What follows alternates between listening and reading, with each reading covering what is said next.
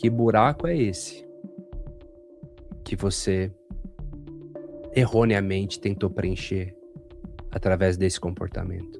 E como que a gente pode preencher esse vazio com realmente algo edificante, sustentável, para que você nem sinta a necessidade de buscar isso fora, por exemplo. Agora, quando você canaliza para isso, você não ganha energia, você perde energia. Você perde energia, você é vampirizado por aquela estrutura, por aquele mecanismo. Eles sabem prender a sua atenção ali de tal forma que vai criando um looping, e a partir do momento que você criou aquele padrão, porque assim, o seu cérebro, você não sente falta de nada que você não conhece, mas uma vez que ele experimentou, ele sabe aquele caminho, ele tá precisando de dopamina, o cérebro dele vai falar, faz isso aqui que você vai ter, essa moedinha aqui. O legal da neurociências, que eu tô na área agora, é que você consegue falar de qualquer assunto, com base na ciência. Qualquer tema, eu tenho acesso à pesquisa. Vamos ver o que tem aqui. Puxa aí, meta-análise. Cara, rapidão, você puxa tudo, o que tem e o que não tem. A ciência, ela não tem a crença cultural, ela vai rodar dados. Ela vai chegar no resultado, né? Em todo excesso, há uma falta. A pessoa que ela tá se excedendo, ela tá buscando preencher algo que tá faltando nela. E esse algo que tá faltando é porque essa pessoa teve algum tipo de abandono, algum tipo de rejeição, algum tipo de invalidação. Mas quando ela tá preenchida de amor, de gratidão, ela não mexe com isso. É na falta que ela busca. O que você comentou sobre o sistema de recompensa, né? E como que se desencadeia, por exemplo, todos nós buscamos recompensa o tempo todo, mas como se desencadeia em certos indivíduos essa predisposição a ter uma necessidade maior de busca por recompensa o tempo todo, né? Em que momento da vida isso pode ocorrer? E se existe algumas situações que sejam traumáticas suficientes para desencadear isso? Seja muito bem-vinda, seja muito bem-vindo. Vamos bater um papo legal hoje aqui, pessoal? Então, já que você clicou nesse vídeo, se interessou pelo tema, vamos ficar até o final, porque muito assunto interessante, ramificações desses assuntos também serão colocados em pauta. Você gosta de PNL, reprogramação mental, já estudou sobre hipnose, auto-hipnose, mas dentro de um contexto profundo, não só de maneira superficial? Você quer entender isso de uma forma bacana, enraizada em bons conceitos e bons estudos? Então fica aqui, que nos próximos minutos, na próxima hora aqui, você vai estar recebendo bons conteúdos. Eu hoje estou novamente aqui com meu amigo Lucas Naves. Seja muito bem-vindo. Mais uma vez, né? Retorno aqui à casa. É um prazer estar aqui falando com você. Espero que a gente possa trocar uma ideia bem profunda aí para a galera. Gratidão imensa mesmo por você retornar aqui. Nossa primeira matéria aqui, o nosso primeiro podcast foi bem legal, né? O pessoal faz bastante comentários, rende bons cortes, né, nas redes sociais. E elucida, que eu acho que é o mais importante, trazer luz aí na caminhada das pessoas. E você que tá aí, coloca o teu comentário, coloca como esse vídeo chegou, deixa o teu like, compartilha e se inscreva. Muitos não inscritos estão aqui, então vamos reverter isso. Vem para o nosso lado aqui para que você possa receber todos os conteúdos. Nesse universo todo que a gente começou aqui falando, esse ano passando que eu passei para a galera que acompanha, existem muitas maneiras das pessoas entenderem, né? Quando fala sobre principalmente hipnose. E aí as pessoas têm lá até um folclore popular, né, sobre o assunto. Mas de fato, colocando científico ou não científico, o que é hipnose e o que é não relacionado à hipnose e que está também muitas vezes jogado nesse bolo aí? Perfeito. Olha, na verdade, a hipnose é um estado naturalista, né? Naturalista de todo ser humano. Todo ser humano tem a capacidade de entrar num estado alterado de consciência. Tanto que qualquer terapia que você falar, você vai dizer o nome do criador. A psicanálise, teu Freud. A constelação, teu Bert Hellinger. A PNL, teu Richard Bandler, o John Grinder e vários outras terapias que têm seus criadores. E na hipnose você não tem um criador. Esse homem foi o criador da hipnose. Não tem. Você tem médicos que foram percebendo esse estado e foram decodificando esse padrão e catalogando isso, né? Não foram nem psicólogos, porque a psicologia nem existia. Então você tem ali o Mesmer, você tem o Jean-Martin Charcot, né? Você tem o James Esdale, o James Braid, vários médicos que foram percebendo esse estado e foram, a partir disso, percebendo que era possível aplicar ferramentas terapêuticas, né, técnicas durante esse estado, que os pacientes ficavam mais sugestionáveis, né, nesse estado, e que poderia ter benefícios terapêuticos profundos. E foi realmente isso que aconteceu, né? Até a gente chegar no que a gente chama hoje de hipnoterapia. Então, na verdade, a hipnose, ela tem algumas definições, né? Vou trazer algumas delas, né? Dave Elman, que é o pai da hipnose clássica, ele fala que a hipnose é um estado alterado de consciência.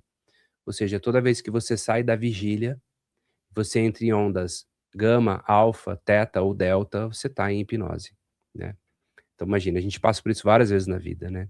Na verdade, a gente entra em ondas alfa a cada 90 minutos pela neurociência, é comprovado isso. Então, quando você está dirigindo seu carro, é para um lugar, você vai para o outro, é para ir para um lugar, você vai para o outro. Quando você está procurando um objeto, você não encontra ele de jeito nenhum. Aí você fala, cadê o óculos que estava aqui? Sumiu. Não, tá aí. Não, não tá. Não, tá aí. Quer ver que tá aí? Aí aparece. Não, não estava aqui. Eu acreditei tanto que não estava que não apareceu.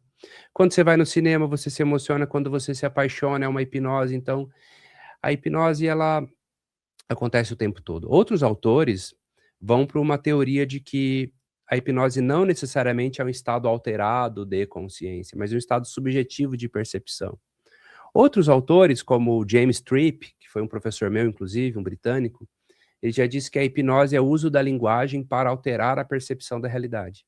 Ou seja, se você usa da sua comunicação e você consegue fazer com que seu interlocutor mude a percepção da realidade, altere o significado da realidade, isso foi hipnose. Então, é um conceito muito amplo.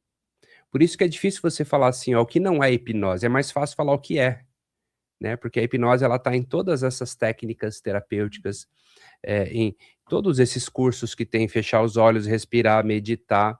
Ora, o cérebro não sabe se você está meditando ou se você está em hipnose, ele lê padrões, sinais, né? Mas é claro que são contextos diferentes. Então é um conceito muito amplo a hipnose, e depois que você aprende, você começa a ver ela em tudo praticamente. E aí a questão, por exemplo, que você falou, que muitas vezes pode usar o termo transe, né? E às vezes a conversa, e às vezes o método que é utilizado, a pessoa não necessariamente acredita que está num transe, né? Sim. Como essas ramificações, essas caixas hoje em dia, elas são entendidas pelas pessoas que estão na área? Por que eu pergunto? Porque tem muitas pessoas que falam, eu faço só esse método aqui, e outras pessoas bebem um pouco de cada fonte, né? Sim. E como seria isso no caso dessas aplicações, por exemplo, clínicas, vamos dizer assim, pessoas que Sim. estão procurando para melhorar alguma questão no dia a dia, traumas, fobias, né? Bom, se você entender que a hipnose é esse estado alterado de consciência, qualquer terapia que tire você da vigília e te coloque em ondas alfa, teta, delta ou até mesmo gama, a hipnose está envolvida. Não importa o nome que ela vai dar isso. Ah, é meditação guiada. Não, é Theta Healing. Onde acontece o transe teta? É hipnose, né? Mas é importante dizer que a hipnose não se reduz ao transe somente. Ela tem o transe. Por exemplo, você pode ser totalmente influenciado por alguém, persuadido por alguém, e não necessariamente você estava em transe.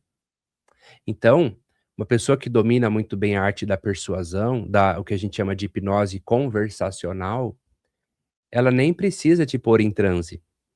Ela tem gatilho de autoridade, gatilhos técnicos que disparam em você sentimentos, emoções específicas, né?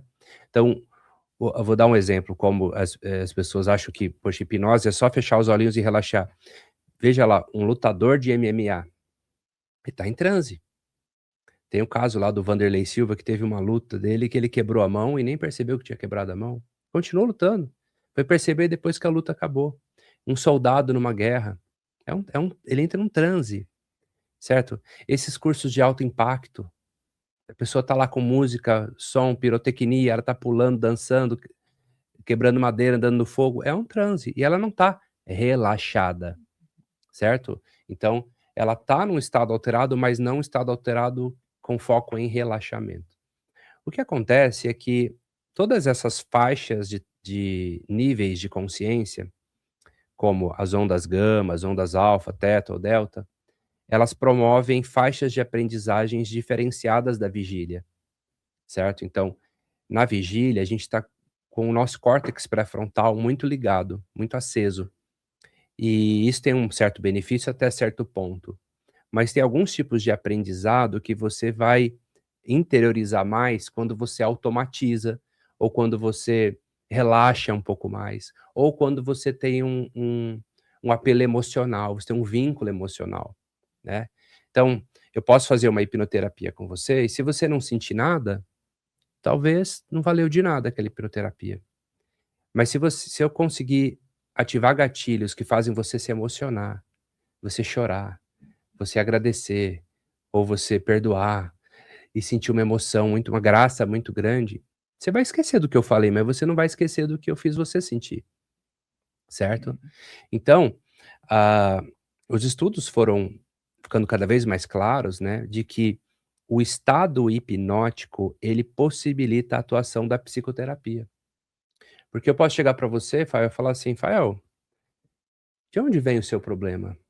E você fala assim: "Poxa, Lucas, eu acho que é isso, mas eu não tenho certeza." Por quê? Porque você está respondendo com o seu sistema reflexivo, com o seu córtex pré-frontal, e ele tem uma limitação. Existem traumas, Fael, que eles estão, eh, ocultos da mente consciente, até por uma questão de defesa do próprio cérebro. Pessoas que foram abusadas, traumatizadas e que não lembram, muitas vezes. Esse trauma está recalcado numa área do cérebro chamada hipocampo. E dificilmente você atinge e você torna essas memórias vívidas num bate-papo 100% consciente. Você precisa de estar, não que em hipnose vai ficar inconsciente, mas você precisa estar no estado de semiconsciência ali, para que emerja esse material, que é o que acontece numa sessão de hipnoterapia. O paciente comumente fala: "Nossa, eu não sabia, eu não me lembrava disso." E aí revela algo. Então, não só esse estado é positivo para você acessar informações ocultas, mas também nesse estado, as sugestões lançadas, elas são gravadas instantaneamente. Se eu falar para você assim: "Fael, pô, você é um cara maravilhoso, incrível, capaz de realizar qualquer coisa, muito inteligente, muito próspero", aí talvez você vai olhar para mim e falar assim: "Ah, será? Não sei." Quem falou isso? "Ah, será? Não sei." A mente consciente. Mas se eu colocar essa mente consciente de lado um pouquinho, e eu falar com outro senhor aí dentro, com outro software da sua mente, ele fala: "É mesmo, eu sou mesmo." E você vai não só vai saber, mas vai sentir isso. Então a gente vai ter um manejo muito mais profundo ali, né, o que metaforicamente a gente vai chamar de subconsciente. Isso que você falou, eu achei tão importante, cara, porque, não é algo estimulado de uma forma, vamos colocar, didática na nossa grade de ensino, porque olha a importância disso. Às vezes a criança, depois o adolescente, o adulto que vai para a faculdade, em casa vão ouvir totalmente o contrário do que você falou aqui. São Exato. palavras positivas, são motivadoras, né, e que às vezes a pessoa até fala não, porque a vida inteira ouviu o contrário. Mas a gente está falando também de um tema que é pouco difundido no ensino tradicional. Sim. Então, né, assim, não existe hoje uma inserção para que as pessoas olhem para si e falem: "Não, eu vou seguir em frente, eu vou ter uma vida bem-sucedida, eu posso, Uhum. eu não estou estudando aqui para eu sair daqui desesperado", né. E isso que você falou, eu pelo menos vejo que não existe nada de inserção ainda num cenário brasileiro. Mas como fica isso como grade, por exemplo? Você acredita que poderia ter isso como grade curricular, ou então pelo menos não curricular, mas extracurricular, mas começar a colocar isso, no ensino mesmo, né, para que as pessoas Eu acho possam que a ter? hipnose é mais difícil, né, principalmente a hipnose clínica, porque é um trabalho terapêutico, né, para adultos, né. Mas a PNL, pelo menos a PNL, era para ser uma matéria da escola, poxa vida. Tanto que agora eu e a Valéria, minha esposa, a gente está com um curso de PNL Kids, para crianças de 7 a 12 anos. Desenvolver alguma competência emocional, Excelente. alguma gestão emocional, habilidades de comunicação, né, o básico ali, né. Poxa, você estuda algumas coisas na escola que você nem lembra mais, a maioria, né. "Ah, vamos estudar como é que funciona a amórola". Você caramba, você viu uma vez ali, mas não teve aplicabilidade, você não mas inteligência emocional, comunicação, você vai usar para toda a vida. Então isso deveria estar na escola, né, mas está bem distante, porque veja bem, nem na faculdade de psicologia, que deveria estudar isso, não estuda. Que deveria falar bem de hipnose, quando fala de hipnose fala mal, na maioria. Tem exceções? Tem. Tem psicólogos que trabalham com hipnose? Tem, eu tenho muitos alunos. Mas a gente sabe da realidade, né. Inclusive não só isso, a psicologia virou, um antro de militância, militância Uhum. política, você entendeu? Tem lado político, então a psicologia está se distanciando enquanto academia, cada dia mais do serviço da saúde, né, e está criando núcleos ali cada vez mais militantes e políticos, né, defendendo as suas causas, os seus interesses. Então, quando fala de hipnose, você vai ouvir do professor de psicologia falando assim: "Não, não, não faz, não mexe com isso. O Freud já tentou uma vez e não deu certo. Vira a página, vamos falar de outra coisa". E eles continuam com as mesmas teorias. Então, assim, porém, hoje a neurociência anda lado a lado com a hipnose, sabe. Hoje a hipnose, ela tem milhares de citações científicas.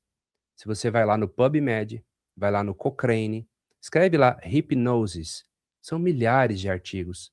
Então, assim, ela é cabalmente comprovada, não é mesmo? E, inclusive, hoje eu ministro aulas, né, eu dou aula na graduação de neurociências, pós-graduação e mestrado na área de neurociências. E a gente fala de hipnose o tempo todo, não é mesmo? Então, uma técnica que já foi ridicularizada no passado, hoje está com mais embasamento do que outras terapias que eram padrão ouro, vamos falar assim, mas que não tem tanta evidência. Então a pessoa que fala que hipnose não existe, você vai ouvir profissionais da área da saúde falando isso, médicos, psicólogos, é uma completa ignorância, porque o próprio Conselho de Psicologia, Odontologia, e Medicina reconhece a hipnose como uso terapêutico, mas não põe na grade. Não põe na grade, entendeu? Não vai ensinar isso. Você pode, enquanto terapeuta ou paciente, falar assim: "Olha, eu não gosto da hipnose". Tudo bem, né, tem terapeuta que prefere usar outra linha, tem paciente que não se dá bem com a hipnoterapia e tá tudo certo, são modelos, né, hipnose é para todos, mas nem todos são para hipnose. Mas você pegar um psicólogo, um professor de psicanálise, de psicologia, falar que hipnose não existe ou que hipnose não funciona, é assim, é uma aberração, né, por quê? É uma pessoa completamente fora da ciência, tá dando uma opinião pessoal, e ela tá influenciando uma leva de seguidores. Porque veja, nem o próprio Freud falou isso. O Freud ele disse, né, tem uma frase que ele fala assim ó: "Apesar de todos os meus esforços, não conseguia hipnotizar os meus doentes", ou seja, os meus pacientes, exceto alguns deles. Ou seja, ele falava que ele não era um bom hipnotizador. E ainda assim trabalhou por 10 anos com a hipnose em Viena. Depois ele escolheu um outro método e está tudo certo, ele foi para a associação livre. Lembrando que a hipnose que Freud fazia, não era a hipnose que te faz hoje, ele fazia uma hipnoanálise. Ele te hipnotizava e coletava material do seu inconsciente para fazer um diagnóstico. Não existia, Fael, o termo ressignificação. Esse termo surgiu nos anos 70 com Richard Bandler, certo? Que começou a chamar de reframing, que era o reenquadramento. Então, não tinha esse do lance da pessoa ir lá para o Freud e ele: "Ok, vamos então mudar o significado desse trauma". E não por culpa dele, ele foi um precursor, um gênio da análise, mas não era um hipnoterapeuta.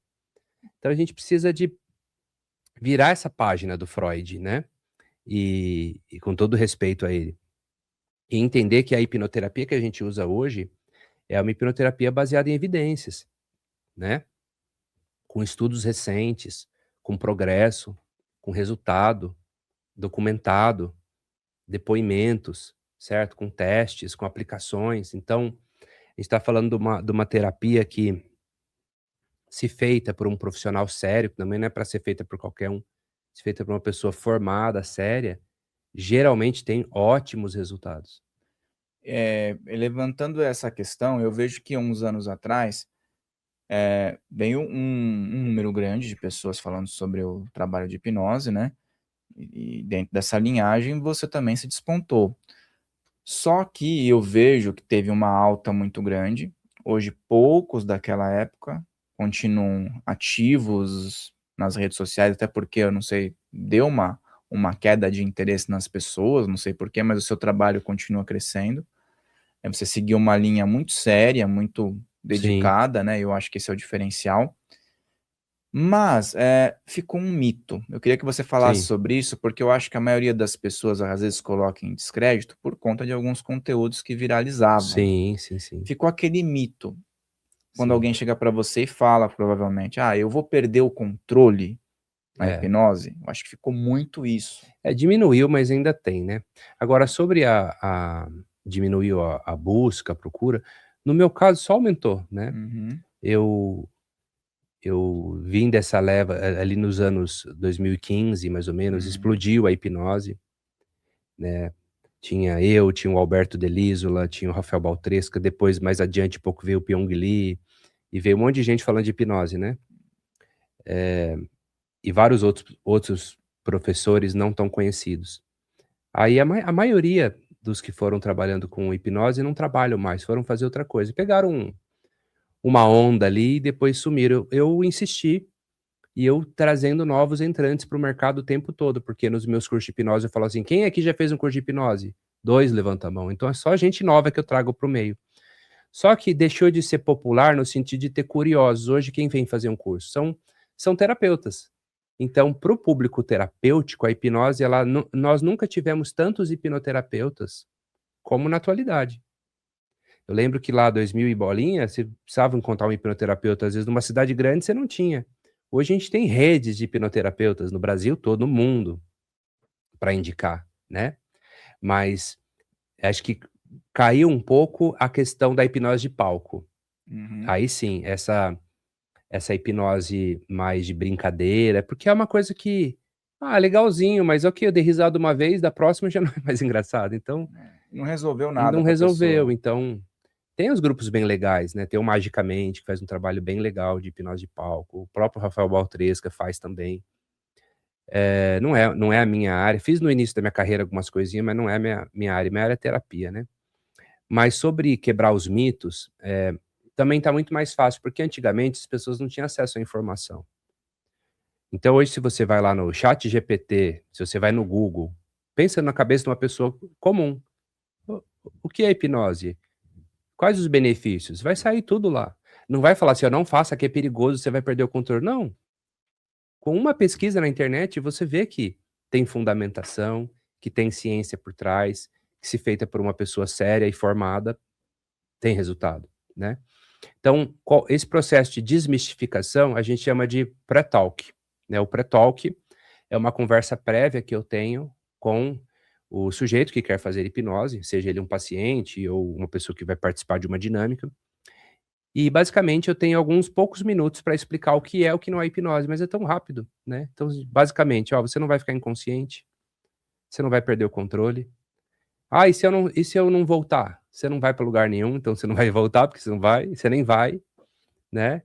E se eu contar meu segredo? Se você não conta de olhos abertos, porque você vai contar de olhos fechados, né. Então, associo a um estado de meditação, falo: "Você já meditou?" Pois é, vai ser basicamente isso.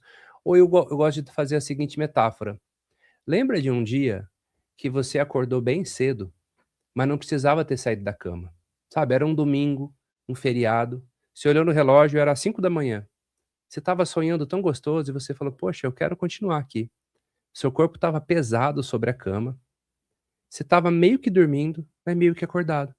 Você quase que sonhava, mas ao mesmo tempo você tinha consciência que o dia estava amanhecendo.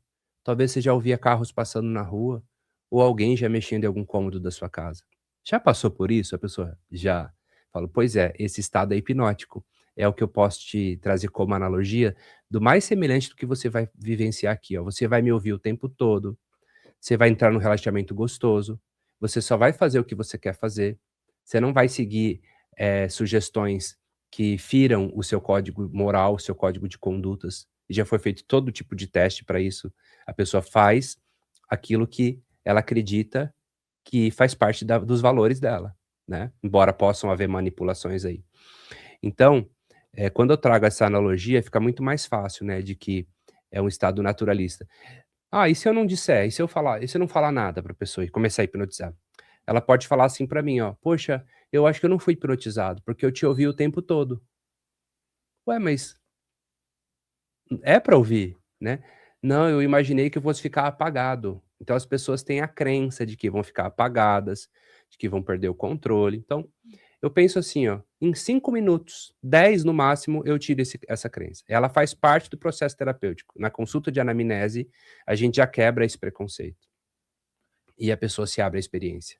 Legal isso, eu sou um defensor da hipnose, eu acho que é super válida para várias situações, inclusive vejo vários profissionais colocando, às vezes não como carro-chefe, mas vão estudar para também ter essa capacidade, então é super válido. E tem também uma questão que eu acho que sempre é colocado em xeque, que é assim, a longo prazo e curto prazo, né, o que que normalmente as pessoas sentem confusão ou acreditam que algo tem que ser extremamente a curto prazo, e questões que também precisam ser trabalhadas a longo Sim, sim. prazo, né. Inclusive, a minha dissertação de mestrado, ela foi sobre a durabilidade do tratamento da hipnoterapia em caso de traumas e fobias, porque existem muitos artigos sobre a eficiência, mas aí havia uma lacuna ali. Quanto tempo dura? Será que se eu faço uma sessão com você e você se resolve daqui quanto tempo você está pedindo ajuda de novo? Essa era a dúvida, né. Bom, eu sei empiricamente que não tem isso, porque tem pessoas que eu atendi há 10 anos que tá ok até hoje, já vieram tratar outras coisas, não aquilo que tratou, né. Mas pode ter recaída? Pode, normal, faz parte, você sabe fazer o que você fazia. Então, assim, eu sou um ótimo jardineiro, eu fui lá, cuidei do seu jardim, ele tá um brinco. Aí eu falo assim: "Agora você cuida do jardim, se você não cuidar, detonar ele, você vai precisar de mim de novo, né". E aí eu fiz uma revisão sistemática, né, foi mais de 1 ano fazendo essa publicação, e os resultados foram muito incríveis, né. Que não só o que que a gente alegou ali e defendeu, que não só a hipnoterapia é muito eficiente para tratamento de traumas e fobias, como robustamente comprovado, mas que também observou-se que a durabilidade do tratamento persiste a longo prazo, quando comparada a outras terapias. Entendeu? Então ela teve uma vantagem quando se comparou com TCC, com psicanálise, com alguns outros modelos de terapia. Então a gente está falando de uma ferramenta, de uma terapia que, quando coloca a ciência e as métricas científicas, ela tem resultado. Ela não é uma coisa que às vezes dá, às vezes não dá. Testa, dá resultado, testa, dá resultado, testa, dá resultado. Então, assim, houve uma inversão muito grande do que significava hipnose há 20 anos atrás ou mais, e do que significa hoje.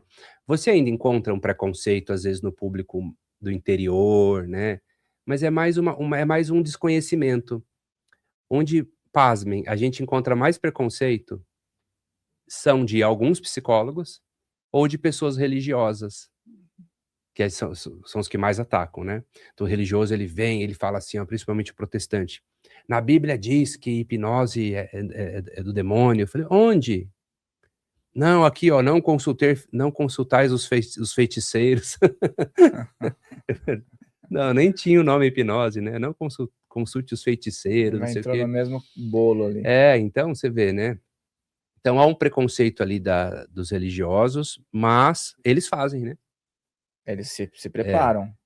Você não pode fazer, mas deixa para nós que nós fazemos aqui, né? Então, a hipnose rola solta nas igrejas, a gente sabe disso, né? Só de assistir, É, eu nem vou falar de nomes, mas só de assistir algumas que passam, sim, nitidamente o que é aquele processo. exato, exatamente. Então, é difícil, né, você falar para não fazer uma coisa que você está fazendo. A própria psicologia, muitas técnicas de psicologia tem um outro nomezinho e faz algo que, "Ô, isso aqui é hipnose.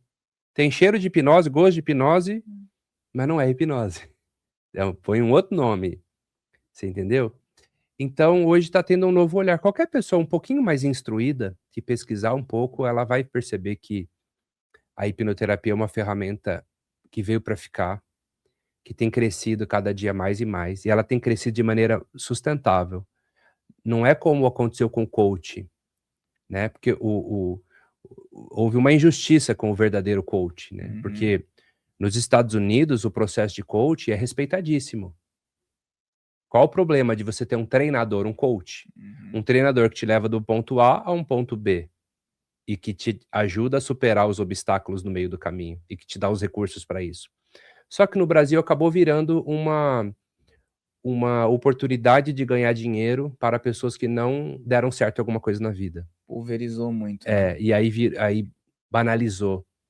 E aí as pessoas não podem nem ouvir o nome coach mais, mas eu acredito que foi uma injustiça com o coach, porque o verdadeiro coach, ele é excelente. Mas o que os coaches fizeram, denegriram a imagem do coach, assim como estão fazendo isso com o nome quântico também, que tem uma fundamentação, mas na boca de qualquer pessoa, falado de qualquer forma, sem embasamento, pode levar para um campo que afasta da verdadeira física quântica, né? Então, a hipnoterapia ela tem crescido até o momento de maneira sustentável, assim, sabe? Nós temos ótimos profissionais no Brasil, no mundo, com bastante resultado, né?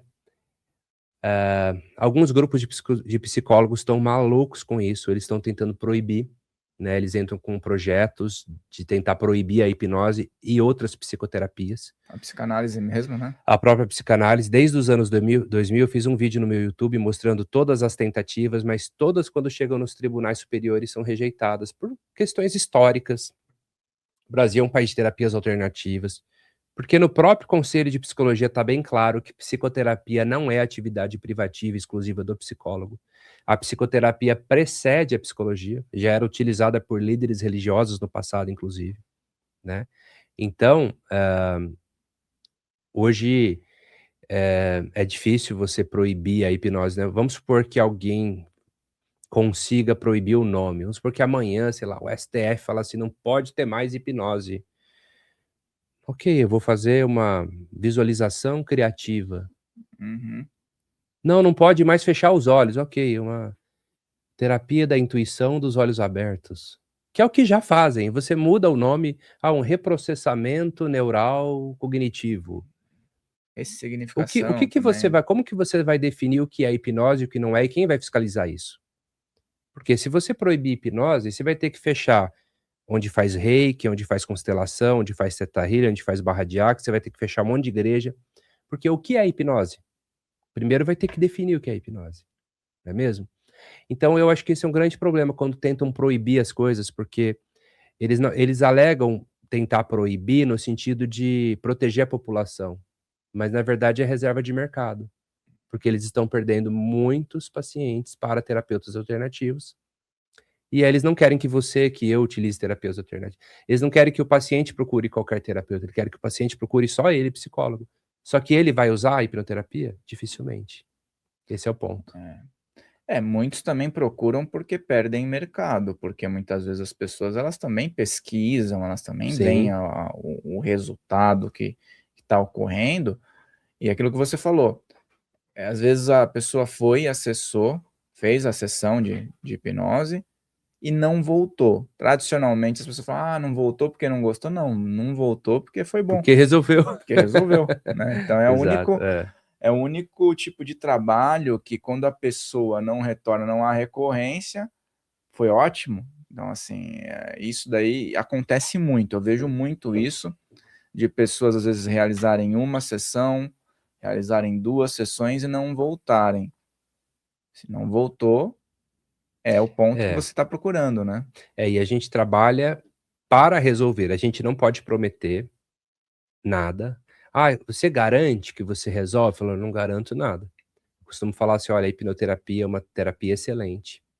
Alguns pacientes têm resultado total, outros parcial, mas depende de você também, principalmente de você, né? Mas eu costumo dizer uma frase: ou melhora ou resolve. Do jeito que tá, não fica. Ou melhora Uhum. ou resolve, do jeito que tá, não fica. Eu já tive aluno que levantou a mão no curso e falou assim: ué, mas não é interessante para mim resolver a pessoa. Porque se eu resolvo a pessoa, eu tenho o Joãozinho, a Maria, o José, a Cristina, até o final do ano. E se eu tratá-los, eu vou atender quem? Olha a cabeça da pessoa.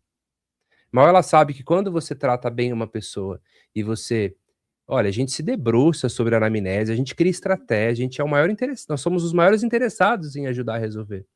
Uma pessoa que sai satisfeita, ela conta para quantas? Você progride também. É Você infinito. Então, progride. E, tipo, as pessoas querem aprender também aquilo, Então, né? só que tem pacientes que são muito terapeutizados e eles precisam dessa simbiose que o terapeuta precisa também. Então, tipo assim, eu o terapeuta te enrola e você enrola o terapeuta, e os 2 têm algum tipo de ganho. E aquilo vai se tocando ad infinitum. Vira uma relação simbiótica praticamente, Simbiótica, né? é. Porque isso daí que você falou é super importante, porque tem pessoa que às vezes fala, não, vira uma necessidade da pessoa, é Sim, um bate-papo que ela tem toda tem semana, paciente vamos que dizer. não quer ir embora, eu falo: "Não, já tá de alta, terminou, era isso, tratamos". "Não, mas o que eu quero, eu sinto a necessidade". "Não, tudo bem, então, assim, você vai procurar um analista, procura um Uhum. bom analista e o trabalho dele vai ser isso e é bom também. Mas da minha parte, encerramos, eu libero, porque eu não quero ninguém pendurado em mim também". Senão vira âncora, né? Exato. E esse ponto daí de liberar a pessoa, hoje também se ouve muito falar, tem muito no YouTube também, a questão da auto-hipnose, né? Sim. Aí essa auto-hipnose, ela depende de quê? Na verdade, toda hipnose é uma auto-hipnose. Só existe auto-hipnose. Quando eu te hipnotizo, na verdade, é você mesmo que está se hipnotizando por mim, é um pouco diferente. Mas a auto-hipnose, bom, a gente já entra num estado hipnoidal a cada 90 minutos, é um mecanismo do cérebro para organização da memória, para ajuste dos pensamentos. Porém, existem algumas técnicas que facilitam esse estado. Vou dar um exemplo clássico, né? Foi observado que quando as pessoas entram num transe profundo, os olhos tendem a girar para cima. Algumas pessoas até mostram a esclera dos olhos, que é o branquinho. E tende a acontecer um movimento REM, que é o Rapid Eye Movement, que é a trepidação das pálpebras. Esse é um resultado. Mas se eu promovo essa fixação ocular para cima, com as pálpebras trêmulas, escolho um ponto fixo, eu também acesso a hipnose. Portanto, a maioria das induções de hipnose vão ter essa fixação ocular, olhando para a palma da mão, ou olhando para o teto, ou olhando para um dedo, ou até antigamente para o pêndulo, quando usava o pêndulo, né? Então percebe-se que a fixação ocular, ela reduz a neurovascularização do cérebro, ela reduz as camadas conscientes. Com algumas técnicas de sugestão, de autossugestão e de respiração, você entra em transe. Então tem várias formas de você entrar em auto-hipnose. Você pode entrar através de respiratórios, né, pranayamas, o que hoje tem o nome mais bonito, né, o breathwork, né, que são tipos de pranayamas, variações de retenção, soltura de ar, né, Tipo em off, né? que estimulam, né, essa hiperoxigenação. Então, quando você combina respiração com fixação ocular, com autossugestões, você tem um estado hipnótico. Não precisa de muito para isso. um estado onde você pelo menos saiu da vigília e entrou na primeira camadinha de relaxamento, que são as ondas alfa, já são suficientes ali para você fazer grandes reprogramações mentais. E essas reprogramações, como já que você colocou esse termo, né, também é algo que hoje eu acredito que está muito, em alta, né. Se fala Sim, muito sobre a questão da reprogramação sim, mental. Muitas pessoas falam, muitas pessoas buscam, né. sim, E essa reprogramação mental que as pessoas buscam, às vezes ela é direcionada para diversas finalidades. sim, Mas a gente encontra também os pacotes prontos, né, tipo, ó, tem um áudio que você vai ouvir e sim, tal.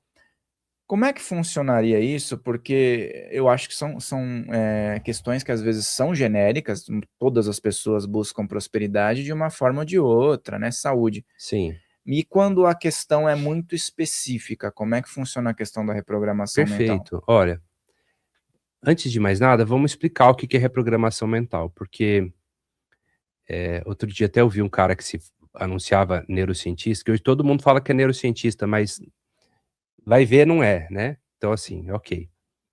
E ele falava assim, que não existe reprogramação mental dentro da neurociência. De fato, na neurociência não vai usar esse termo, porque a neurociência vai falar do cérebro, não da mente. Mas na neurociência, o que que é a reprogramação mental? Quando você gerou uma neuroplasticidade. Ou seja, você tem um potencial de ação, você tem uma conexão neural. Vamos supor que você é gago. Então você está treinadíssimo a gaguejar. Gagueja, gagueja, gagueja. E eu faço uma terapia com você que trata os traumas da sua infância, as suas crenças limitantes, e aí você começa a falar. É como se eu abrisse, imagina ter uma rodovia e eu abro uma estrada no meio do mato. Falo: "Agora você vai passar aqui, ó. Você não vai mais passar nessa". Ele pode voltar a passar nessa? Pode, mas a ideia é que essa estrada fique obsoleta, cresça mato nela, metaforicamente falando, e você vai pegar essa outra estrada até ela ficar tão grande e pavimentada como a outra. Então o que que é a neuroplasticidade, né? Um neurônio pode fazer até 10.000 novas conexões neurais. Então quando você abre uma nova circuitaria neural, através de uma técnica de PNL, de hipnoterapia, por exemplo, houve uma reprogramação. Porque aquela mudança de sinal elétrico vai trazer uma mudança de pensamento, de crença, de comportamento, de percepção, ou seja, então quando a gente fala que reprogramou, é claro que eu estou falando de uma forma lúdica. Quando eu falo subconsciente, é claro que eu estou falando de uma forma lúdica. A neurociência vai ver o efeito no cérebro. Olha, ele ativava essa região, agora ele não ativa mais, ele ativa essa. Ora, reprogramação. Tá, aí sobre áudios genéricos, eles podem funcionar? Podem. Se esses áudios forem vagos, se eles utilizarem uma linguagem aberta, suficiente, a gente chama de ericksoniana, suficiente para que o paciente faça a ponte. Por exemplo, e agora, pense naquela situação que tem lhe incomodado. Pronto, você tem a sua, eu tenho a minha, a gente vem. Uhum. Agora, busque no seu passado um recurso muito forte que você tem, um valor intenso. Imagine como seria se você pudesse dissolver isso e estar numa nova realidade que você pode ver, ouvir e sentir agora. Olha, eu tô falando aberto. Então você pode preencher isso, mas nada como a terapia sob medida, tete a tete. Você vem no meu consultório, você fala sobre a sua vida, a gente constrói uma anamnese, então eu tenho uma descrição, eu tenho elementos que você trouxe, eu tenho situações pontuais, e hoje a gente usa até inteligência artificial, a gente pega a anamnese, roda a inteligência artificial, deixa ela ainda mais completa, organiza ela, e aí quando eu for te atender, eu vou usar palavras que só você sabe, que vão ser muito específicas. Eu posso falar: "Olha, o seu avô, João, e aquela camisa vermelha, e aquela bola azul, e aquela situação do acidente de carro na Anhanguera", ou seja, eu vou ser específico, porque você me deu especificidades.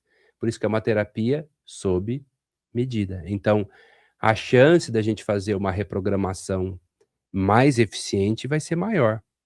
Mas uma reprogramação genérica pode ter feito? Pode. Eu tenho vários áudios de auto-hipnose, né.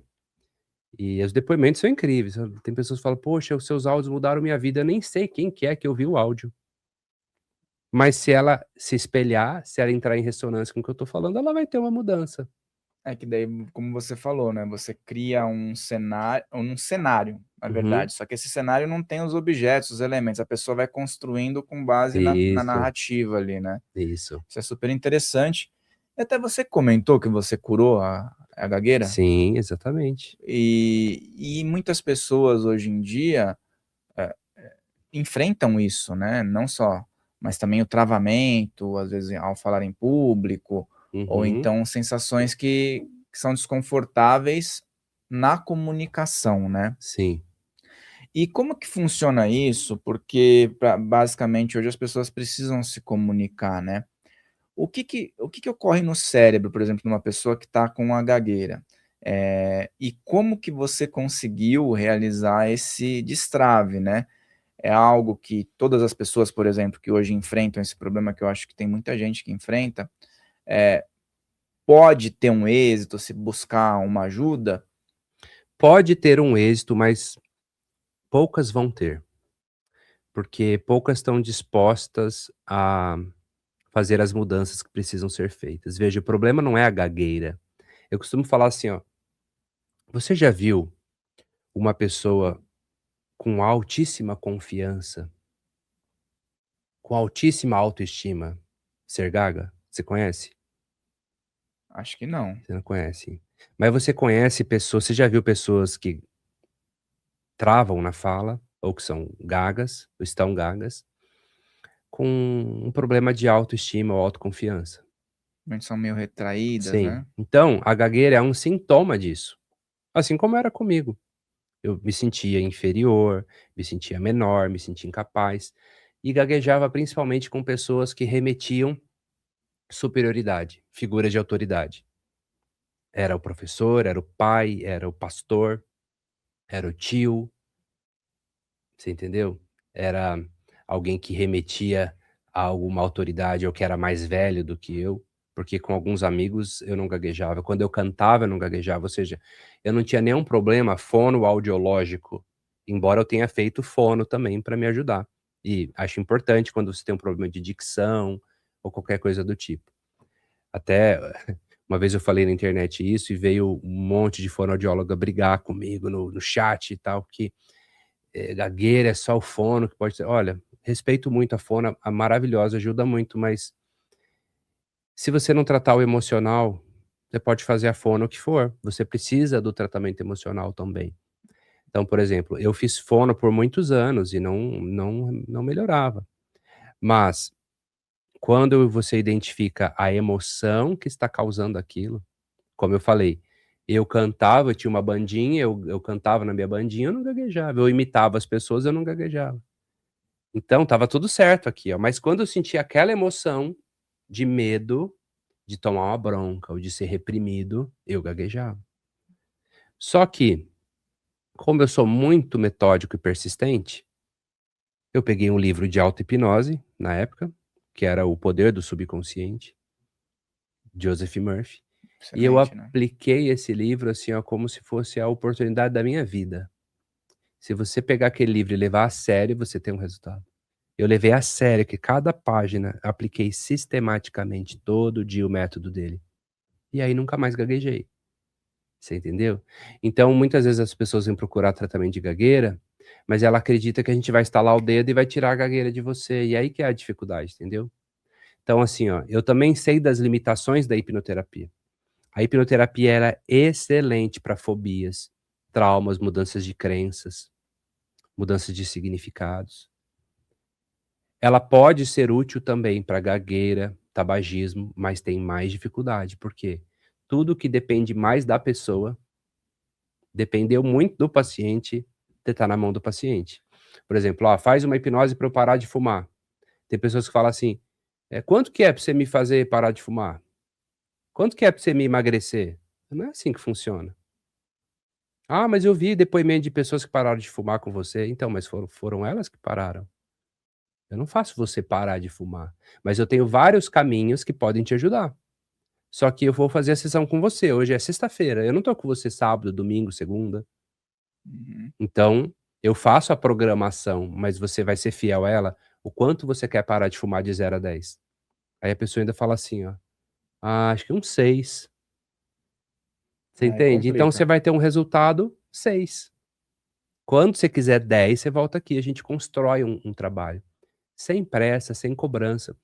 Quando o paciente chega muito assim, te botando na parede, sabe: "Olha, você tem que me resolver, você é minha última chance, eu só tenho dinheiro para 3 sessões e ou vai ou racha, senão eu não sei o que vai ser, senão eu vou fazer uma besteira", eu dou um passo atrás, falo: "Não, não é assim que funciona. Com pressão não vai funcionar nada. Vamos construir o resultado, vamos construir o resultado". Principalmente quando a gente trata vícios. Você tratou o vício de um cigarro, o cara sai sem fumar, tranquilo, joga o maço no lixo, né. Eu sei que a hora que ele voltar semana que vem, ele fala assim: "Poxa, cara, eu acabei fumando mais uma vez, você acredita?" Eu acredito. Eu espero a recaída, é normal. "Ah, poxa, minha sogra fez um cafezinho e quando ela faz aquele cafezinho eu sempre fumava, aí eu fumei. Aí eu vou atuar no cafezinho". Aí ele fala na outra semana: "Pô, mas quando tinha o jogo do Flamengo eu fumava também com os amigos". Tipo, atuar nesse ponto. Então, por isso que a gente faz mais de uma sessão. A hipnoterapia é rápida, mas também não é uma sessão. Pode ser, mas geralmente não é. Por quê? Porque eu faço um tratamento e você pode ter algumas recaídas, então eu preciso de amarrando esses gatilhos ocultos. O que que são gatilhos ocultos? São gatilhos que o paciente não sabe que ele tem e que podem redisparar o problema. Até que ele fica 1 mês sem fumar, 3 meses, 6 meses sem fumar. Opa, agora sim. Então o tabagismo não é um passe de mágicas. Agora, uma fobia, você tem fobia de lagartixa, 1, 2 sessões, não tem mais, acabou, tá. Geralmente é uma sessão, a outra é só de reforço. Agora, tudo que depende muito de você, paciente, eu preciso de ter feedback, eu preciso que você retorne, eu preciso testar, aplicar, e eu não posso prometer. Então a gente fica numa situação que você não Uhum. pode prometer, mas, você também não pode fazer de graça para todo mundo, você tem que receber, você vive disso, né. Então, eu percebo que a hipnoterapia é um processo muito educacional. A gente precisa de educar o paciente a como se comportar e o que esperar de um processo, porque senão ele vem com a ideia de que você é o salvador da pátria e que você vai fazer um Shazam e você vai resolver todos os problemas que ele tem de 30 anos que ele carrega na vida dele. Não é bem assim. A pessoa sai totalmente diferente, né, em tudo, É, né. Você falou esse lance dos gatilhos, realmente você tem que ir investigando. Tem, por é, exemplo, fábricas, né, o caso, por exemplo, que acontecia, que eu presenciei. O único momento que dava para sair da máquina e ter um momento de respiro era quando o cara ia lá na área de fumantes. Então associava que toda pronto. vez que ele ia relaxar tinha que ser fumando. Então você tatua nisso, né. Não, e já viu que o cigarro é assim, né? Você vai perguntar pra pessoa: "Mas em quais momentos você fuma?" Ela fala assim: "Poxa, no café da manhã", ou "quando eu acabo de namorar com a minha esposa", ou "quando eu tô sozinho no carro e a minha companhia", ou "quando eu escuto uma música". Então ela tem várias marcações. Olha os gatilhos ocultos aí. Então é como se fosse um convite a fumar o tempo todo. Por mais que você fez o tratamento, é como se fosse um campo minado. Por exemplo, vamos supor que esse cara fuma lá quando ele vai ver o jogo do Flamengo no barzinho no domingo. Olha, o ideal é não ir mais para o barzinho. "Não, eu tenho que ir no barzinho, porque eu não quero deixar", então a gente vai ter que dar um jeito de criar uma âncora muito forte pra você chegar lá e conseguir ficar numa boa vendo seus amigos fumar e você não fumar. Mas precisa haver uma mudança. Muitas vezes tem que mudar o ambiente, mudar os amigos, mudar tudo. Então, não é só tirar o cigarro. Esse cara que fuma muito, provavelmente come mal também, provavelmente dorme, provavelmente tá ansioso pra caramba. Então a gente tem que fazer um tratamento Geral. geral, multifatorial ali pra ele ter um resultado. Ainda mais quando ele vê o Flamengo perdendo 3 pênaltis, né. Pronto, aí que ele fuma o maço inteiro. Essa foi boa, encaixou bem, né, no É. propício para o momento. Mas e a PNL, né, porque eu vejo a PNL como algo super interessante, mas já ouvi muitas críticas de várias pessoas também, e Sim, muitas pessoas que acham que a PNL é tipo assim, afirmações positivas tem na vida nada a da ver, pessoa, né. nada a Como ver. é que a gente É. o pessoal que é mais leigo, que às vezes até julgou, né? Sim. Também coloca pontos interessantes nesse estudo. São pessoas que nunca foram a fundo na PNL, que a PNL não é isso. Ela pode ter uma autossugestão, claro, mas isso é o básico da PNL, né? A PNL é o estudo da estrutura da experiência subjetiva. Olha, complexo, né? Ela vai estudar a subjetividade humana e a estrutura de cada subjetividade, como você forma o seu mapa de mundo. Ela surgiu com o primeiro nome dela, era em torno de a modelagem da excelência humana, ou seja, Richard Bandler e John Grinder eram modeladores, eles pegavam pessoas que eram geniais em alguma área, sistematizavam o que essas pessoas faziam e tornavam aquele modelo replicável, seja aquilo uma terapia, seja aquilo uma habilidade específica. Então, um modelador é um PNLista, é aquele que tem a capacidade de observar e criar padrões, modelos, não é? A PNL vai estudar muito também a questão da gramática, o quanto a gramática influencia a neurologia, o quanto as nossas palavras influenciam a neurologia, não só em sugestões, mas em perguntas também. Então você aprende a como fazer perguntas, que a gente chama de metamodelo. Você aprende a como criar sugestões persuasivas, que é o modelo Milton. Você aprende a modelar, que é modelar, você aprende a criar âncoras. Você aprende técnicas de mudanças de crenças, como o efeito switch, mapeamento cruzado para mudanças de crenças, tem várias técnicas. E eu percebo que quem é PNLista se destaca mais, porque melhora a comunicação. Muitas pessoas falam assim: nossa, Lucas, a sua aula é tão didática, você é tão didático. Eu falo, PNL. Eu sou trabalhado na PNL, né? Quando eu fui estudar com o John Grinder na Europa, para me tornar treinador licenciado dele, fiquei 1 mês com ele, eu não fui lá estudar PNL, você só vai estudar com ele quando você já é Master Practitioner, você já passou por todas as etapas. Eu fui lá estudar e aprender como ensinar qualquer coisa com PNL, inclusive ensinar PNL com PNL. Então você vai lá, você aprende postura no palco, movimento das mãos, como construir uma metáfora, como construir uma história, um storytelling, como costurar, como fazer uma linguagem ter início, meio e fim, como conseguir ser mais persuasivo com alguém que é auditivo, com alguém que é sinestésico, com alguém que é mais visual, como ler pistas oculares, a gente treina até isso, para onde o movimento ocular do interlocutor tá indo, se ele está construindo uma representação, ou se ele está se lembrando, se ele está criando, ou se possivelmente ele está mentindo, certo? Então a gente treina inúmeros padrões, né?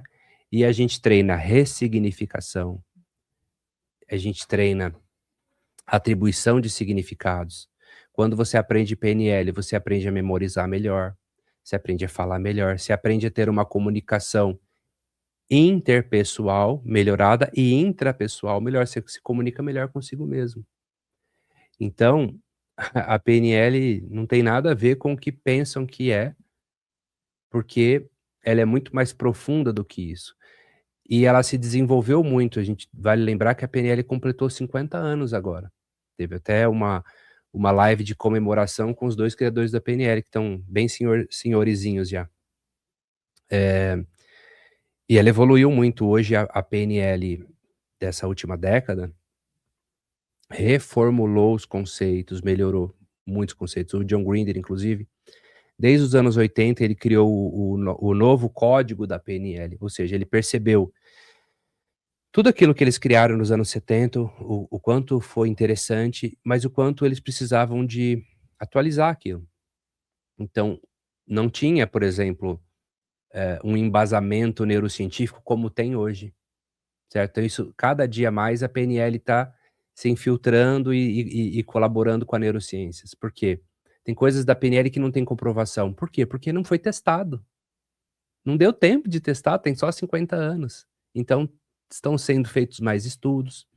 Mas há uma dificuldade quando você vai tentar comprovar tudo da PNL. Algumas coisas são completamente factíveis. Ou seja, eu instalo uma âncora em você. Ou ela funciona ou ela não funciona. Mas tem coisas que são muito subjetivas, por exemplo, prova que você ressignificou, o roubo que você tomou no passado. Prova que você perdoou. Cara, é subjetivo. Ela é um estudo subjetivo. Ela é sobre comunicação. Prova cientificamente que a comunicação existe. É complicado. Então, algumas coisas da PNL são científicas, outras não são, mas não é porque as pessoas falam: então é pseudociência. Não, cara, não foi nem testado. Porque é subjetivo. É como você tentar comprovar a filosofia. Filosofia não é ciência, ela é filosofia, senão o dia que ela for ciência, ela não é mais filosofia. E nem por isso ela é pseudociência. O que é pseudociência? Pseudociência é uma coisa que quer se colocar como ciência, mas não é ciência. E eu sempre falo da psicologia, os psicólogos ficam putos comigo, mas ela se coloca como ciência. E ela não é 100% ciência. Aliás, em uma porcentagem, poucas coisas são, né? E tá tudo bem, mas ela se coloca como ciência e não é toda ciência. Você vai pegar a maioria das teorias da psicologia, estão mais para a filosofia da psique humana do que para a ciência. Então veja como uma inversão, aquilo que diz que é ciência não é ciência.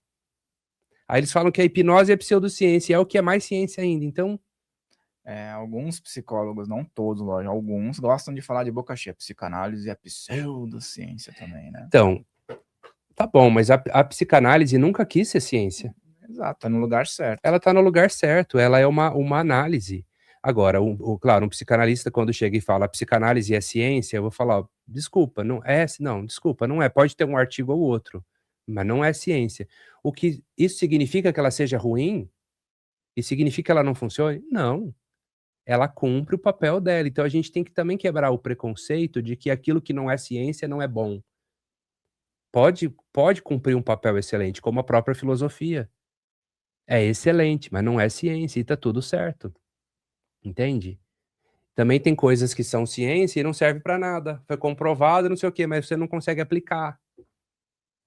Você entende? Então a gente tem que ter uma temperança aí, né, porque até mesmo na ciência, eu que tô dentro da ciência agora, né, em graduação, mestrado e tudo mais. Cara, você vai pegar a área da nutrição. Cada área tem o seu artiguinho ali, né, você tem o vegano tem o seu, o carnívoro tem o seu artigo, o da dieta mediterrânea tem o seu, e aí quem que tá certo? Cada médico abre a boca pra falar uma coisa. Uma hora o ovo é bom, outra hora ele é ruim. Agora coma manteiga, não, agora coma margarina. Não é assim na nutrição? Cada Se você pessoa for incluir tudo que eles falam para comer, você fica o dia inteiro comendo. ou demonizando as coisas, né. Por isso que na neurociência tem a meta-análise. O que que é a meta-análise? É um método que vai rodar estatísticas, técnicas profundas de estatística, que vão fazer um compilado de todos esses artigos e vão ver o que funciona, porque a pessoa pode ter publicado na revista do seu Chico, por exemplo, que, margarina faz bem para a saúde. Por quê? Porque a indústria pagou para esse cara ali, falou: "Ó, comprova aí que a gente vai vender mais".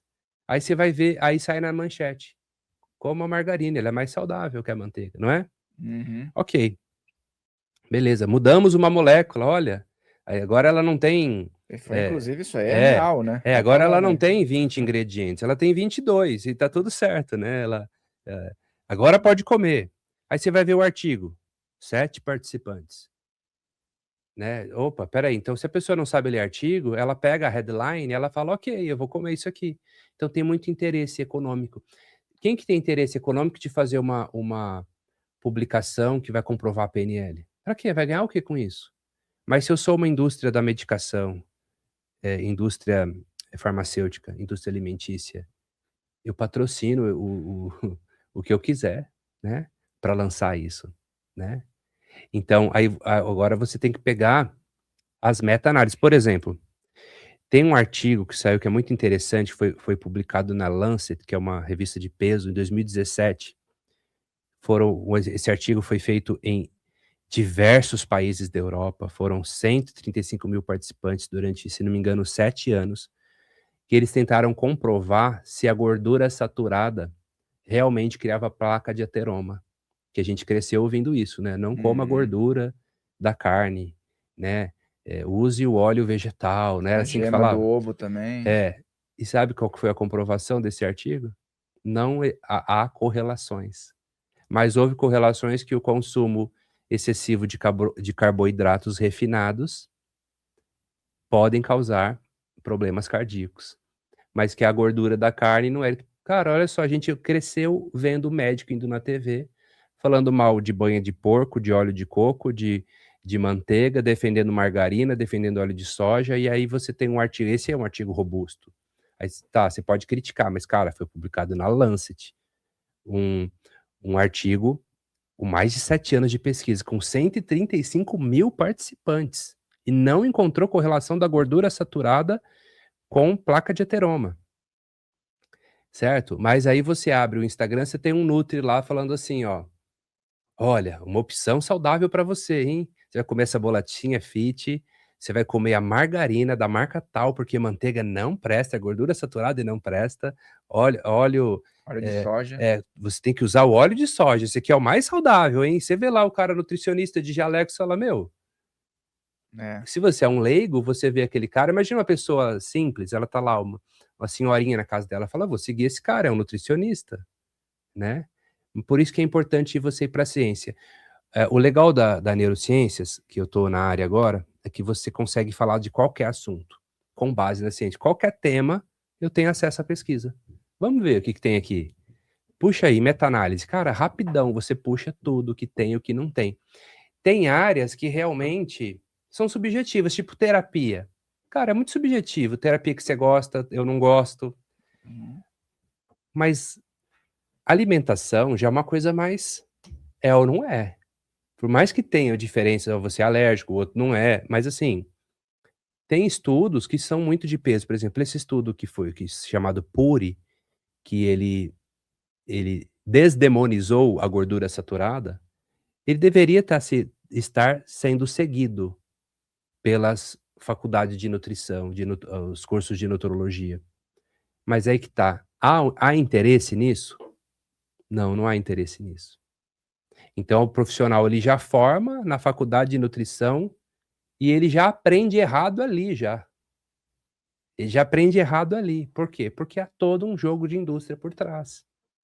E aí esse profissional que vai defender uma pseudociência na internet, ele falou, mas eu aprendi assim. Nem ele sabe que ele tá, porque ele aprendeu assim. Vem um molde já um pack de coisas que são previsíveis, na verdade. Por isso que tem que aprender os profissionais de todas essas áreas, né? A gente está incentivando isso bastante isso, né, com a neurociências, ensinar esse pessoal a fazer pesquisa, ensinar esse pessoal a se atualizar, porque assim, uma verdade que é hoje, amanhã não é mais. Um padrão que você usava, daqui a pouquinho vem um artigo e contesta que, veja, no passado usava lobotomia, era um padrão de tratamento. Hoje é um absurdo você pensar nisso, né?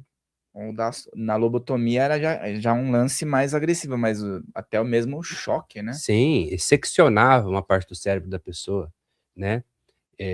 Quem sabe no futuro próximo a quimioterapia também não vai ser a lobotomia do passado, com as técnicas que vão ter no futuro, as terapias que vão ter no futuro, a tecnologia que vai ter. Será que vai precisar de fazer uma quimioterapia, uma radioterapia para alguém que tem câncer? Então a coisa vai mudando, ela vai se atualizando e a gente precisa estar. Quem trabalha na área da saúde tem que estar se atualizando, porque senão continua no mesmo padrão, repetindo os mesmos padrões e tendo os mesmos resultados.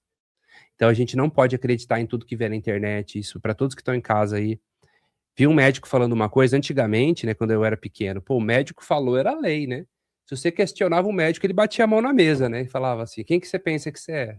Eu sou o médico. Hoje, se o médico fala uma besteira, você tem na sua mão aqui, se não é isso não, eu tô vendo aqui que o que o senhor tá falando, saiu um artigo aqui que fala o contrário. Você entendeu? Então, hoje a informação tá na palma da mão.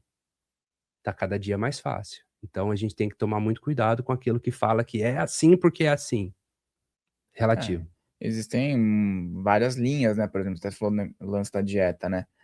Se você olhar naturalmente, né, as questões que estão acessíveis para o ser humano, tipo fruta, ou carnívoro, ou sei lá, É comprovado que esses alimentos in natura, né, na época paleolítica, Sim. não desenvolviam certas doenças cardíacas e Não tudo tinha a mais, né. doença infarto do miocárdio, não existia.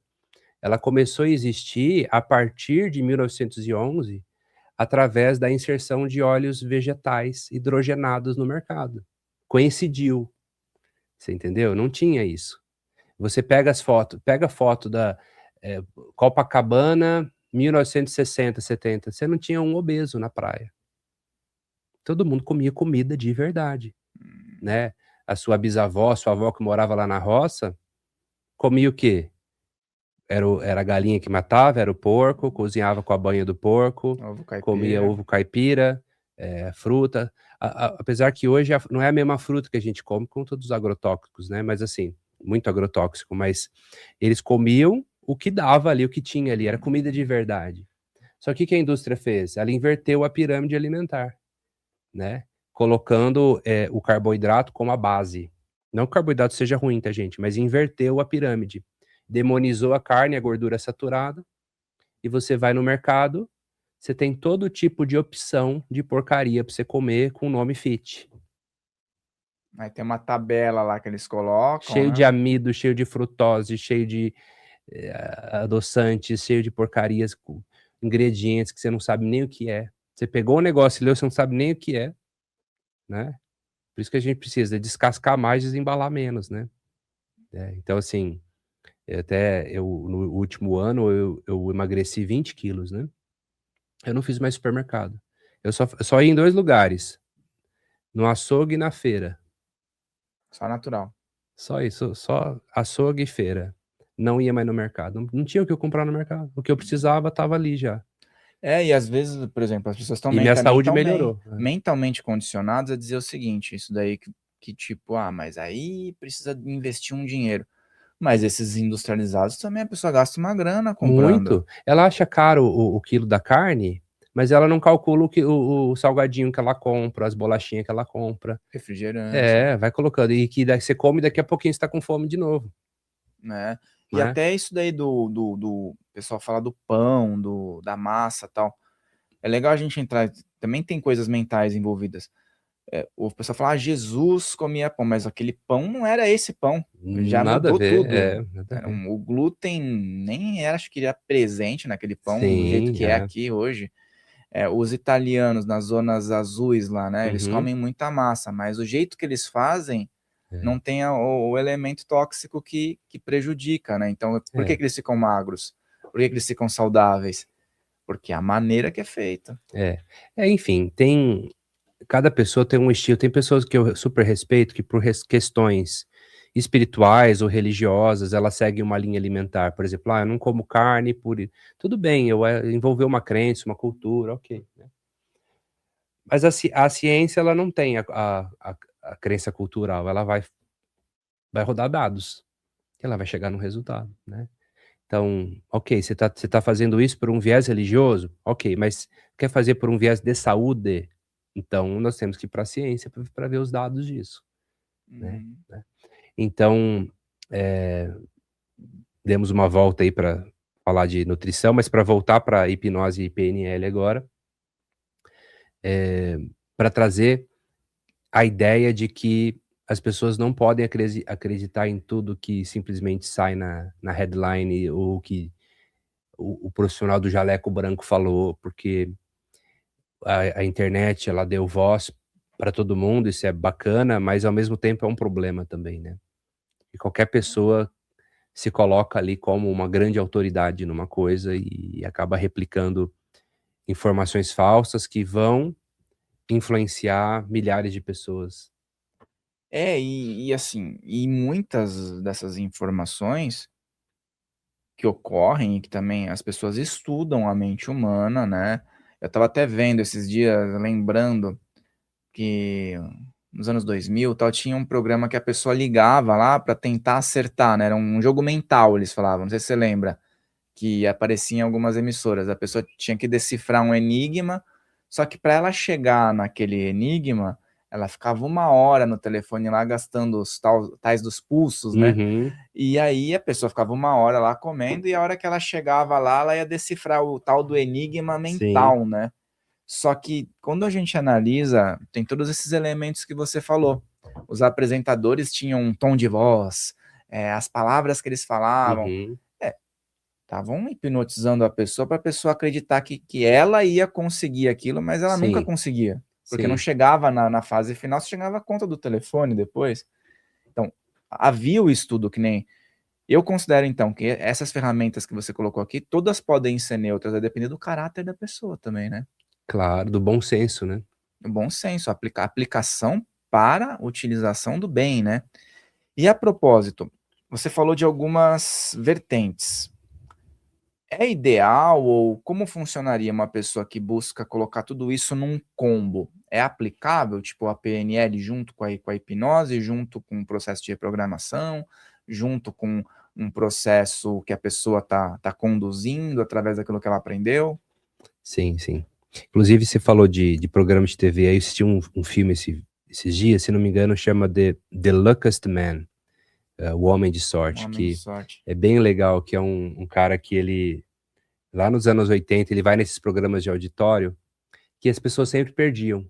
Só que ele assistia, ele tinha um trailer que vendia sorvetes, e ele ficava o dia inteiro assistindo esse programa, ele tinha fitas e fitas, e ele memorizou o padrão do jogo. Ele decodificou um padrão, cara, tinha um padrão lógico ali. E ele foi nesse programa, e ele não perdia mais, ele só ganhava, ganhava, ganhava, ganhava, ganhava.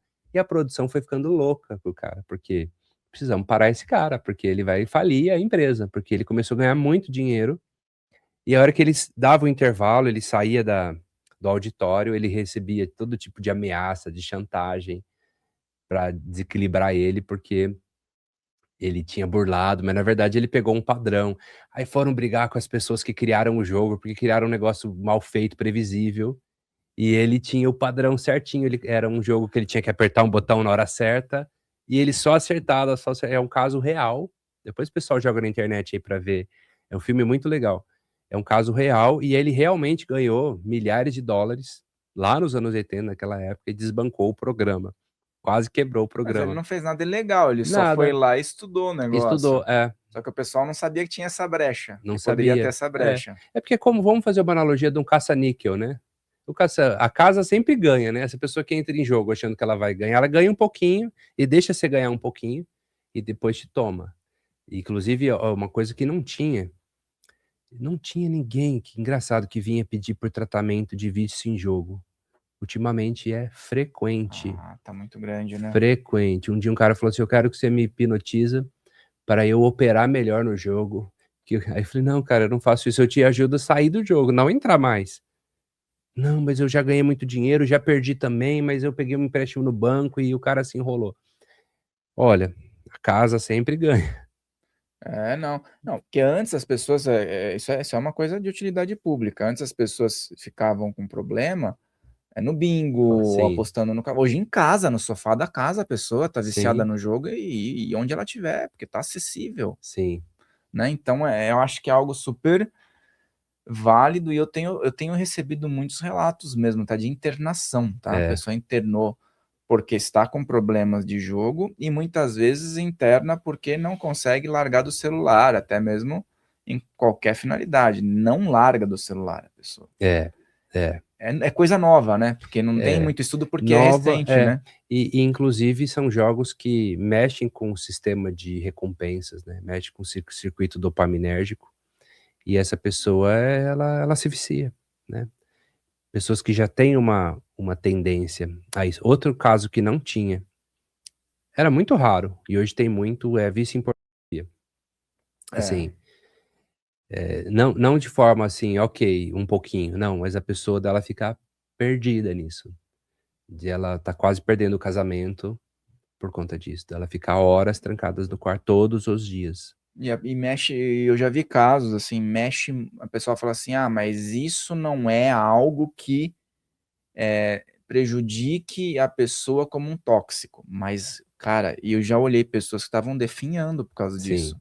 sim. E assim, presas num quarto, olheiras, Isso. pálidas, É, perdeu o casamento, é. perde Eu tive trabalho. um paciente que foi um caso bem legal, né, obviamente não vou falar o nome, mas que a esposa tinha pego ele vendo pornô.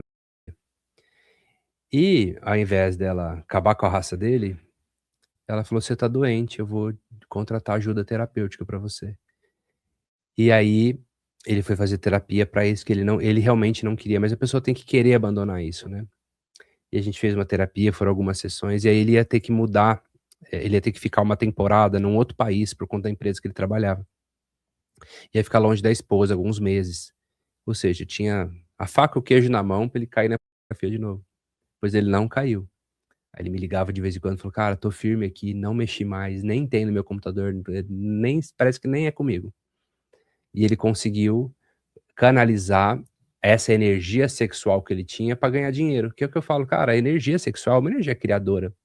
Se você canalizar isso para esse seu magnetismo pessoal, para você ganhar dinheiro, ou pra você Fantástico. namorar com a sua esposa que seja, pra você desejar a sua esposa, a coisa flui. Agora quando você canaliza para isso, você não ganha energia, você perde energia. É. Você perde energia, você é vampirizado por aquela estrutura, por aquele mecanismo, e os sites sabem fazer isso muito bem.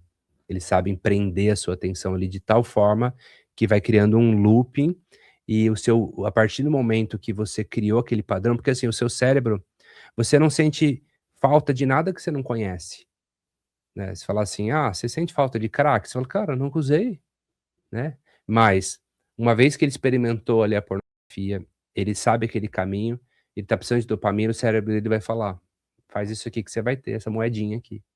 Uhum. Só que o problema não é, ok, deu uma olhadinha de vez em quando, não, o problema é que pode virar um caso patológico mesmo. Da mesma forma, na mesma intensidade que um cara tá viciado em doce ou tá viciado em numa droga, numa cocaína, ele tá viciado na pornografia. Você entendeu? E essa questão do que você comentou sobre o sistema de recompensa, né?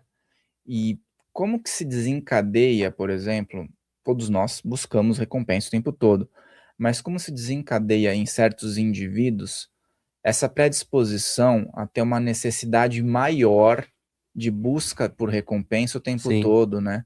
Em que momento da vida isso pode ocorrer? E se existe algumas situações que sejam sim. traumáticas suficientes para desencadear isso? Ó, é tudo buraco emocional. Como eu sempre falo, em todo excesso há uma falta. A pessoa que ela tá se excedendo em alguma droga, seja qual for, ela tá buscando preencher algo que tá faltando nela. E esse algo que tá faltando é porque essa pessoa teve algum tipo de abandono, algum tipo de rejeição, algum tipo de invalidação. Quando a gente faz uma regressão, vem tudo. Mas quando ela tá preenchida de amor, de gratidão, ela não mexe com isso. É na falta que ela busca. Então, a gente não trata só o vício, o sintoma, a gente faz uma engenharia reversa aí, né. Que buraco é esse que você erroneamente tentou preencher através desse comportamento? E como que a gente pode preencher esse vazio com realmente algo edificante, sustentável, para que você nem sinta a necessidade de buscar isso fora, por exemplo. Uhum. Então, há um trabalho aí de investigação, de anamnese profunda para a gente chegar nisso. Mas de fato, em todo excesso há uma falta. Isso que você falou, até aqui nas redes sociais, até hoje o que acontece impactou nas redes sociais, até aqui no nosso na nossa, que nós estamos aqui no YouTube. Porque as pessoas começaram a só querer alguns conteúdos mega curtos, Sim, e começou a defasar os vídeos como esse. Aí o que que aconteceu? O YouTube teve que fazer um trabalho de potencializar essa questão dos vídeos maiores, porque essa busca por recompensa imediata, 30 segundos, a pessoa já estava nervosa vendo um vídeo de 30 total. segundos, quer logo que Ela não tem passa. condicionamento mental para isso. Não, e eu passei enquanto produtor, eu passei por isso também, né, o meu canal do YouTube, ele cresceu muito por um tempo, eram vídeos densos, vídeos de meia hora, né, pelo menos, e fui caindo, caindo, caindo, caindo, e no Instagram eu fui explodindo com os vídeos curtos. Agora com shorts, aí eu Uhum. jogo para os shorts do YouTube também, os shorts estão bombando no YouTube, os vídeos maiores ficou para um público mais seleto. Aquele cara que realmente quer uma profundidade, que vai assistir um vídeo de mais de 10, 15, 20 minutos, né. Mas a gente tá na era do microconteúdo, né, o mundo tá muito doido, na verdade, é tudo muito rápido, né, todo mundo quer as coisas muito rápido, tanto que, às vezes, as pessoas falam assim: "Poxa, eh, cadê aqueles artistas que tinham no passado, né?" Mas você vai falar: "É verdade, mas cadê os atores também, como era no passado, os humoristas?" Parece que era tudo melhor, não é? Era tudo de mais qualidade. Hoje tem também, claro, mas é pulverizado, É, né. Tem tem pessoas muito que copia e têm cola hoje, né? tem gente que tem 20 milhões de seguidores que eu nunca ouvi falar, mas é famoso numa bolinha ali, né. E aconteceu isso comigo esses dias, eu vi lá, falaram de uma pessoa específica, eu olhei e falei: "Nossa, é muito seguidor". Aí só que eu não conseguia entender o que aquela pessoa fazia. É, Ela, tipo, era aquela pessoa, aparecia, fazia uns o que que exatamente faz? Só aparece. é. Não tinha uma geração de conteúdo, assim, ou então algo a ser ensinado. Isso é preocupante Não tem também, né? profundidade, É, né. Mas a gente tem que insistir, sabe. Eu continuo insistindo em conteúdos densos, mesmo que tenha uma menor audiência. Eu acabo postando os cortes menores, porque é o que o pessoal assiste mais, mas eu ainda mantenho ali, porque a gente precisa incentivar, né. Tem a cultura e tem a contracultura. Ao mesmo tempo que as coisas estão ficando cada vez mais assustadoramente rápidas, tem a galera over também, né, que vê: "Não, eu gosto de uma coisa mais completa, eu gosto do silêncio, gosto da paz, da calma", porque é, tudo é cíclico, vem uma onda, daqui a pouco ela muda. Né, eu estava vendo um vídeo ontem que as grandes empresas, né, Apple, Microsoft, Google, todas as grandes empresas aí, não só de tecnologia, mas de roupa também, elas estão com as suas lojas cada vez mais clean, menos informação, mais minimalista, menos produto, mais silêncio, menos música alta, porque o público está buscando isso também, porque há um excesso de tudo. Tudo muito barulho, muito rápido, muita informação. Eh, Poxa, antigamente você ia comprar um shampoo lá na farmácia, só tinha 2 tipos, hoje você tem tudo quanto é tipo, né. Vai uhum. comprar uma roupa, tinha pouca opção, hoje tem você não sabe o que você compra, de tanta coisa que tem. Tinha pouca gente falava na internet, hoje qualquer pessoa quer falar, quer ser influente na internet. Por algum Então tema. então é muita informação, então a gente não tem problema de informação, é uma overdose de informação. A gente precisa selecionar o que faz sentido, eu tenho isso pra mim hoje. Deve ter coisas incríveis na internet, mas eu preciso selecionar alguma coisa, porque senão eu vou ficar em loops infinitos, eu vou abrir um monte de pasta na minha mente, que não vai me levar a lugar nenhum. Fica tudo pela metade, ou nem pela metade, né, um terço, um sexto, né, que É, as pessoas abrem o vídeo, vê um pouquinho, vê abre outro vídeo, vê um pouquinho, não tanto conclui que uma nada. coisa que é chocante, né, é a gente dentro da Hotmart, né, eu vejo lá a área de alunos, né, quantos alunos terminam os cursos? São poucos. E não tô falando de curso gigantesco não, meus cursos são rápidos, são cursos de 8 horas, 6 horas, 12 horas. A pessoa assiste o primeiro módulo, depois ela não volta mais, ela pagou aquilo. Ela curtiu o Uhum. curso, ela comentou que gostou do que ela assistiu. Não é porque ela não gostou, é que ela já foi engolida por uma outra oferta, por uma outra coisa, e ela não deu continuidade. Eu tô na Hotmart também, faço esse acompanhamento e realmente é pouca pessoa que vai até o fim, É, poucas é, pessoas, elas e eu acho que essas pessoas acabam comprando várias coisas e deixando lá, né, em aberto, né. É o imediatismo, né, aquela isso. e o ponto é que, claro, existe hoje muita concorrência em várias áreas, inclusive aqui no que a gente está fazendo, e justamente a gente precisa ter um chamariz, né, mas quando a pessoa entra, essa pessoa precisa se envolver de uma forma, ela ter um conteúdo, né, É, porque senão você cai naquela questão de um impacto inicial e depois você é jogado de escanteio. E uma coisa que você, conseguiu fazer na sua área foi você ter uma predominância, né, uhum, como você falou, com qualidade, você conseguiu sim, manter-se ativo e com qualidade, isso é uma coisa que eu sempre falo, num mercado, vamos dizer assim, onde muitos acabaram sumindo, isso é a cara. maioria. E isso é super positivo para tua área, porque É, você conseguiu surfar uma onda positiva lá, só que você pegou essa onda e trouxe para continuidade, Mas né? é que tem muito aventureiro também, tem muitas pessoas que elas querem o resultado, mas elas não querem o hard work da coisa, né, elas não querem a ralação da coisa, no sentido de não é fácil ficar longe de casa, esse ano eu dei muito curso, não é fácil ficar quase todo final de semana fora de casa, né, não é fácil você postar 3 vídeos por dia na internet, não é fácil você atender um monte de gente, eu tenho, agenda pra daqui 4 meses comigo,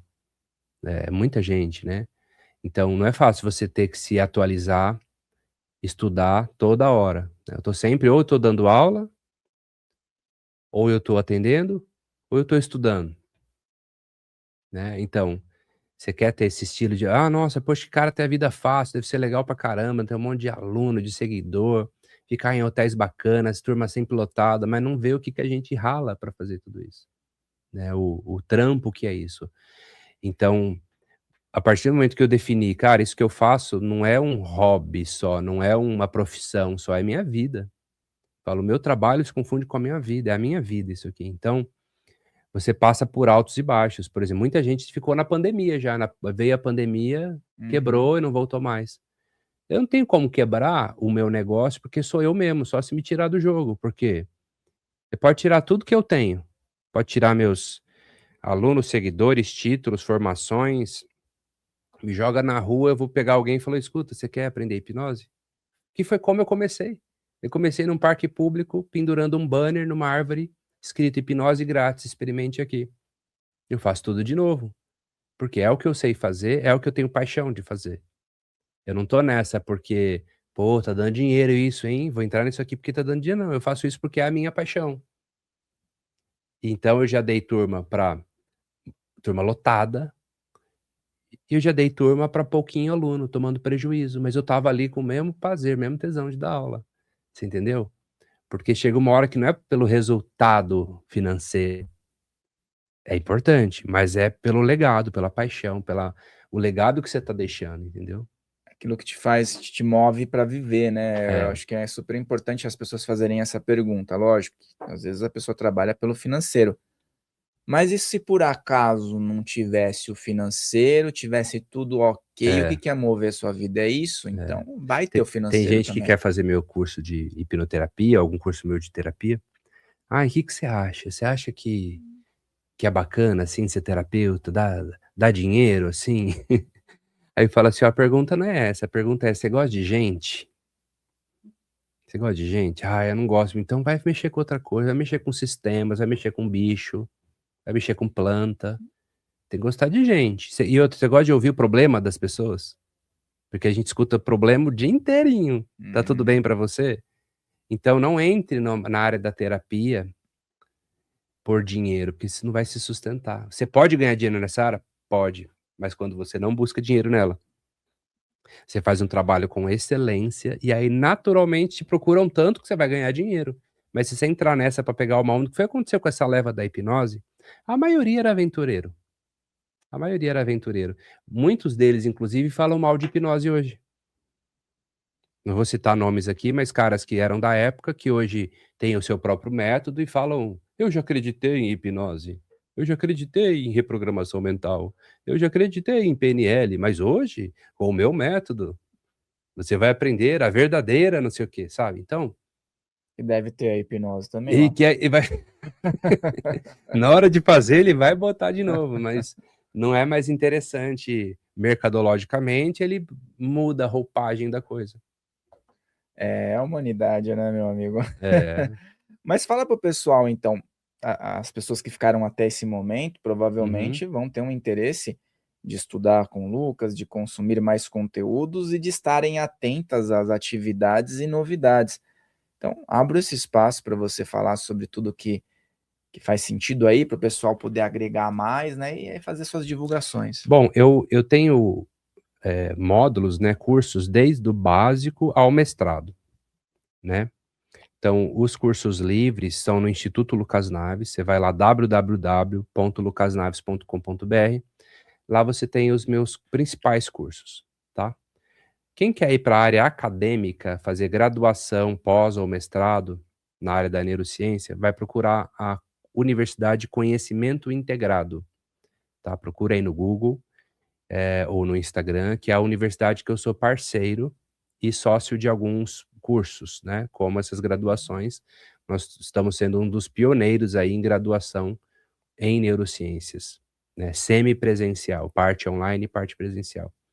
Que a neurociência é algo que está sendo uma nova profissão, né, algo que desmembrou, da medicina e virou basicamente que uma nova profissão, né, e tem sido bem legal.